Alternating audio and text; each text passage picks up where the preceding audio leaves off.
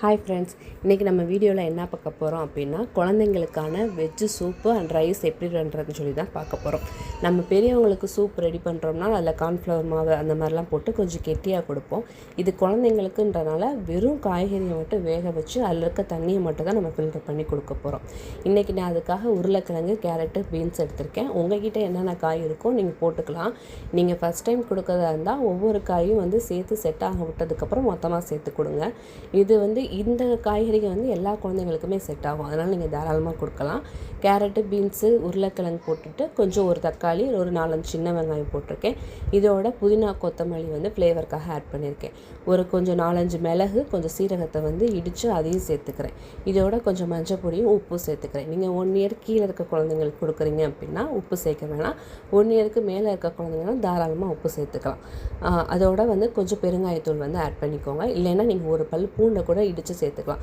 பூண்டு ஃப்ளேவர் பிடிக்காத குழந்தைங்களுக்கு நீங்கள் வெறும் பெருங்காயம் மட்டும் சேர்த்துக்கலாம்.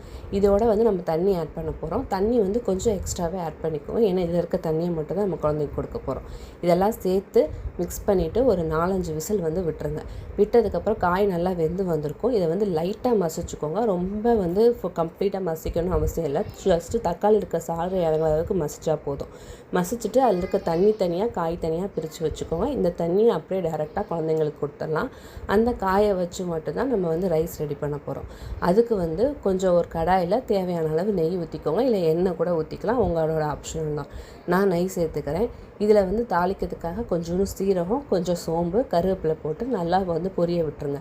இது பொரிஞ்சதுக்கப்புறம் நம்ம வேக வச்சு பிரித்து வச்சுருக்கோம் இல்லையா காய், அந்த காயை சேர்த்துக்கலாம். அந்த காயில் இன்னும் கொஞ்சம் தண்ணி இருக்கும். அந்த தண்ணியோடய சேர்த்து நீங்கள் இதை ஆட் பண்ணிக்கோங்க. அதில் ஏற்கனவே நம்ம மஞ்சள் பொடி, உப்பு போட்டு தான் வேக வச்சுருக்கோம்.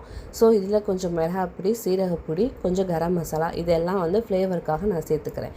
இதெல்லாம் சேர்த்துட்டு அந்த மசாலாவோட பச்சை வாசனைலாம் கம்ப்ளீட்டாக போகிற வரைக்கும் நம்ம குக் பண்ணணும்.